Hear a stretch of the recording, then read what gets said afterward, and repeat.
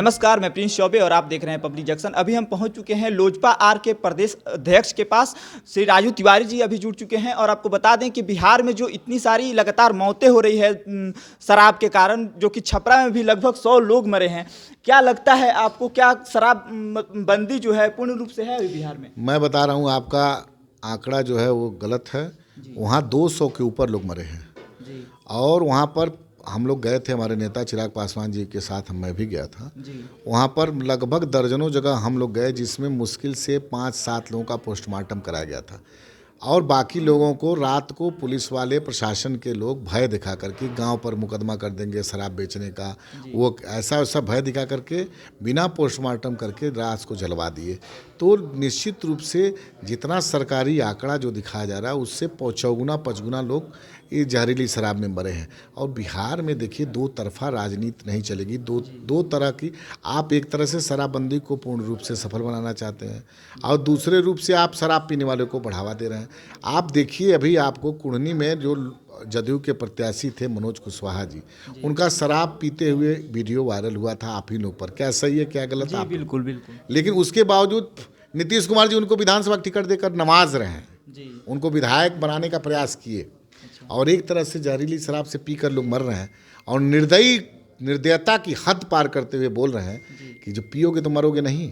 और उनको कंपल्सेशन नहीं दे रहे हैं। 6-6 महीना 20-20 दिन का बच्चा है, उसका क्या कसूर है? उसकी माँ का क्या कसूर है? ठीक है, पिया, गलत किया, लेकिन जो बेच रहे हैं, आपके शहर के हर कोने में होम डिलीवरी हो रही है।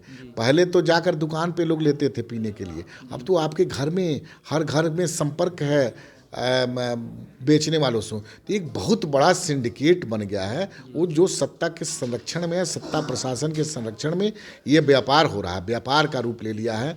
और इसको बंद कराने की अगर नीयत ठीक हो तब इस पर नीतीश कुमार को काम करना चाहिए। और पूर्व में भी देखिए कि पंचायत शराब भट्टी खुलवाने का काम किए। अचानक उनको ज्ञान हो गया कि नहीं, शराब बंदी होना चाहिए। महात्मा गांधी बनना चाहते हैं तो महात्मा गांधी बनने के लिए आप गृह मंत्री भी हैं।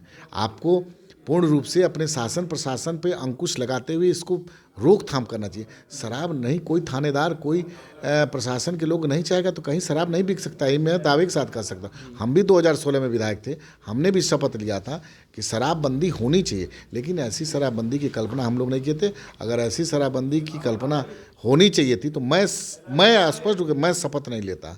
आज शराबबंदी मजाक बन गया है। कहीं बाहर जाकर कहीं आप बोलिएगा शराबबंदी बिहार में, तो कोई मानने को तैयार है? हंसते हैं लोग। तो ये, क्या आपको नहीं लगता कि अगर शराबबंदी अगर खुल जाए तो यहाँ पे मौत की जो आंकड़े हैं आए दिन और बढ़ जाएंगे, सड़क दुर्घटना और बढ़ जाएगी? देखिए, हमारी पार्टी शराबबंदी के पक्ष में है जी। लेकिन इस तरह की शराबबंदी नहीं। हमारी पार्टी चाहती है कि शराबबंदी हो, लेकिन पूर्ण रूप से हो। अभी तो क्या है कि अभी तो सत्ता के संरक्षण में शराब का एक कारोबार, जहरीली शराब बनाया जा रहा है। ट्रक के ट्रक बाहर से शराब आ रहा है। कहाँ से आ रहा है? बॉर्डर कहाँ से पार कर रहा है? ट्रक का ट्रक रोज शराब सुनने को मिलता है, यहाँ पकड़ा गया, वहाँ पर। तो हमको लगता है कि 100 ट्रक आता है, 1 ट्रक पकड़वाया जाता है। इसमें भी बहुत बड़ा हाथ है माफियाओं का। एक माफिया को आप नहीं पकड़े, जितने गरीब पीने वाले लोग हैं, ताड़ी पी के बैठा है, उसको भी जेल शराब के नाम पर भेज देना है। तो क्या है, यहाँ जब सख्ती करते हैं तो थानेदार लोग क्या करते हैं, कोरम पूरा करने के लिए आम, गरीब, दलित, पिछड़ा को जेल भेज देते हैं। कोई बड़ा आदमी पकड़ा गया, कोई शराब का बड़ा तस्कर पकड़ा गया, कोई शराब माफिया पकड़ा गया, किस पर आपने कार्रवाई किया? इतना बिहार में करोड़ों करोड़ों रुपया लोग शराब से, जहरीली शराब और ये शराब बेच करके पैसा बनाए हैं। क्या जांच किया? क्या उनके घर पे बुलडोजर चलाया? क्या उनके घर पे उनको चिन्हित किया? कुछ नहीं। सिर्फ ये कोरी कल्पना है। और ये किसी की बात तो मुख्यमंत्री सुनते नहीं हैं। तो मुख्यमंत्री को लग रहा है कि मैं ही जो कह रहा हूँ वही सही है। तो उसके लिए बाहर निकल के देखें कि आज शराबबंदी एक मजाक बन गया है। कहीं ना कहीं जैसे पहले गुजरात में हुआ, उसके बाद गुजरात मॉडल बनाने का प्रयास कर रहे हैं यार। नरेंद्र मोदी से अपनी तुलना तो नहीं कर रहे हैं नीतीश कुमार? 1920 में अमेरिका में भी हुआ था। जी। क्या हुआ? अमेरिका जैसा पढ़ा लिखा देश में शराबबंदी हुआ, सफल हुआ? नहीं हुआ, कहीं नहीं सफल हुआ है। हम शराबबंदी होना है तो करिए, लेकिन शराबबंदी लागू करके और गरीबों का शोषण हो, जहरीली शराब आप बिकवाइए, तो ये कौन जिम्मेदारी होगा? इसको इम्प्लीमेंट कराने का किसकी जिम्मेदारी है? नीतीश कुमार जी गृह मंत्री हैं, शासन प्रशासन उनके अंडर में, इनकी जिम्मेदारी तो तय होनी चाहिए। अगर शराब यहाँ मिल रहा है तो उसकी जिम्मेदारी कौन लेगा? पी के तो मर जा रहे हैं, तो जो पिया वो मर गया, जो पिया वो जेल गया। लेकिन जो शराब बाहर से आ रहा है, पटना में ट्रक से पकड़ा रहा है, मुजफ्फरपुर में पकड़ा रहा है, मोतिहारी में पकड़ा रहा है, सारे जिले, उसकी जिम्मेदारी कौन तय करेगा? इसकी जिम्मेदारी स्वयं मुख्यमंत्री लें। हम तो कहेंगे नरसंहार हुआ है, ये मौतें नहीं हुई, ये हत्याएं हुई हैं, ये नरसंहार हुआ है, जो बिहार की जनता समझ चुकी है नीतीश कुमार के दोहरे चरित्र को। नीतीश कुमार जी एक तरह शराब पीने वाले को खुलेआम वीडियो आ रहा था और उसको टिकट दे करके विधानसभा में भेजना चाहते हैं, तो जनता जान गई है। देखिए कैसे कुड़नी में उनको मुंह कोड़ी। तो नीतीश कुमार जी का जनाधार नहीं रह गया है। अब वो एक तरह से महात्मा गांधी बनना चाहते हैं और पुनः जंगल राज स्थापित करने का भी उन्हीं को श्रेय जाता है।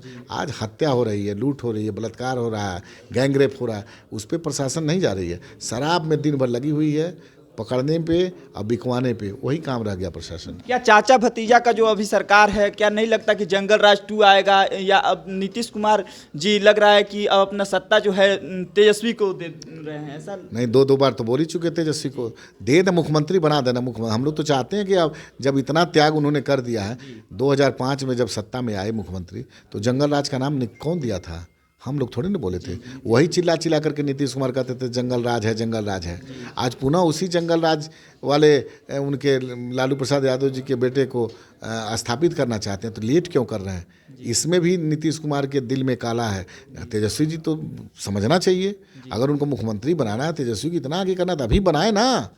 कितना दिन रहेंगे? 17 साल तो बिहार को बर्बाद कर दिया उन्होंने। जनता ने उनको 43 सीट पर ला दिया, रिजेक्ट कर दिया। तो तेजस्वी जी को बना दें है। कल क्या करेंगे? मुख्यमंत्री पलटी वाले हैं, कितनी बार पलट चुके हैं। ये समय बिहार के लोग देख रहे हैं, क्या करेंगे उनका अगला कदम उन्हीं को पता है, नहीं तो ईश्वर को पता होगा, नीचे किसी को पता नहीं रहता। तो तेजस्वी जी को अगर इतना ही उनको आगे करना है तो अभी मुख्यमंत्री बना दें, दे दें गृह मंत्रालय उनके अंडर में तेजस्वी जी के। अच्छा, और बीजेपी आने वाले चुनाव में जो आप लोग का रहेगा, बीजेपी के साथ किस तरह का संबंध रहेगा? और अभी हमारा किसी के साथ चिराग कहाँ होंगे? अभी हमारा किसी भी दल के साथ समझौता नहीं है, हम अकेले हैं। उपचुनाव के लिए 3 सीट के लिए हम लोग भारतीय जनता पार्टी के कैंडिडेट को समर्थन किए थे, जिसमें आप देखे होंगे कि 2 जगह चुनाव में जीत हमारे नेता का कैंपेनिंग रहा, वहाँ पर उनका रोड शो रहा और उसमें जीत हुई है। तो हम लोग अभी कहीं ना कहीं माना जा रहा है कि बिहार में चिराग का जो जलवा है कायम है और आने वाले समय में बीजेपी उनको मतलब कि अपना मतलब उम्मीदवार घोषित कर सकती है। अब क्या करेगी बीजेपी, जाना है ये तो बीजेपी वाले के नेता से अब पूछेगा। मैं इतना जानता हूँ कि चिराग पासवान ने संघर्ष किया। चिराग पासवान धरातल पे जा रहे हैं, प्रखंड स्तर पे जा रहे हैं, हत्याएं, लूट, बलात्कार वहाँ जा रहे हैं जहाँ वहाँ के समस्याओं को समझ रहे हैं। तो हम लोग जनता जनमानस में बेरोजगारों की संख्या है, पलायन दुनिया भर का है, भ्रष्टाचार चरम पे है, तो उसकी लड़ाई हम लोग लड़ रहे हैं। हम लोग बिहार वासियों के दुख तकलीफ में शामिल होने का काम कर रहे हैं। बाकी क्या होगा, जनता जनार्दन मालिक है। बिहार के लोग आज चिराग पासवान में अपना भविष्य देख रहे हैं, यही हमारे लिए बहुत है। जब हमारा जनाधार रहेगा, बिहार की जनता मालिक है, कोई पार्टी मालिक नहीं होता। जनता चाह लेगी उसी को कमान देगी। तो हमको पूरा विश्वास है कि बिहार की जनता चिराग पासवान में अपना भविष्य देख रही है। बिहार की जो जनता है चिराग पासवान में अपना भविष्य देख रही है, आप पूर्णतः मान रहे हैं? आप देख लीजिए ना, चिराग पासवान जी 2020 में जब पार्टी तोड़ी गई, परिवार तोड़ा गया, उसके बाद से आशीर्वाद यात्रा लेकर निकले हैं। उसके बाद से आप देखे होंगे कि लगातार तकलीफ जो बिहार में घटनाएं घट रही हैं, वहाँ पर जा रहे हैं धरातल पे, वहाँ के तकलीफ को समझ रहे हैं, उनके दुख सुख में शामिल हो रहे हैं। तो जो दुख सुख में जनता के शामिल होगा उसी के साथ जनता रहती है। तो जिस तरह से जन सैलाब चिराग पासवान जी की बातों को सुनने, उनको देखने उमड़ रही है, इससे हम लोग को पूरा विश्वास है कि चिराग पासवान बिहार के भविष्य होंगे और बिहार का भविष्य पढ़ा लिखा होना चाहिए। चिराग पासवान जी पढ़े लिखे हैं, अच्छे सोच के हैं, जाति पाति मजहब से उठ करके राजनीति करते हैं। जो किसी भी जाति किसी मजहब का हो, जो नीचे है, गरीब है, उसकी बात करते हैं।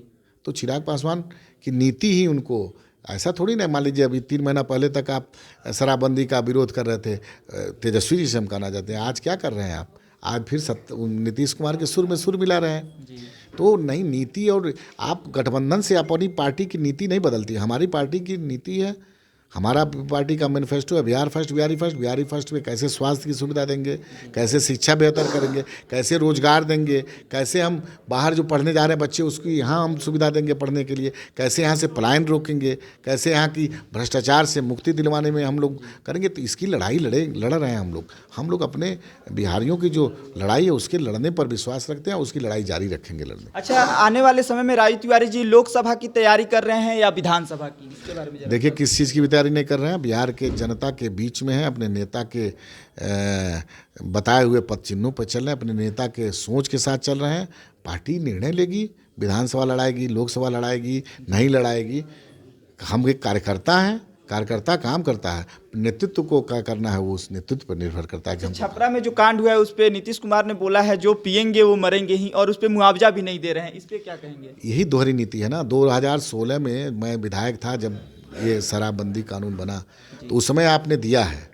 उस समय आप गोपालगंज में शहर कोई गांव है वहाँ घटना घटी थी, 19 लोग मरे थे। उस समय आपने 4-4 लाख रुपया दिया है। किस मुंह से दिया है? आज क्यों नहीं देंगे? बिहार शराबबंदी नियमावली में है, क्यों नहीं देंगे? क्या कसूर है उस बच्चे का, क्या कसूर उस विधवा का, क्या कसूर है उस माँ का, उनके घर वाले का? तो इसलिए इतना निर्दयी मत बने। मुख्यमंत्री जी से आग्रह करेंगे हम लोग, इतना निर्दयी मत बनिए कि आपको इतिहास में बिहार के लोग माफ़ नहीं करें भविष्य में। एक काला चेहरा जो आपका बढ़िया था कुछ दिन के लिए, वो काला चेहरा में आप न तब्दील हो जाइए।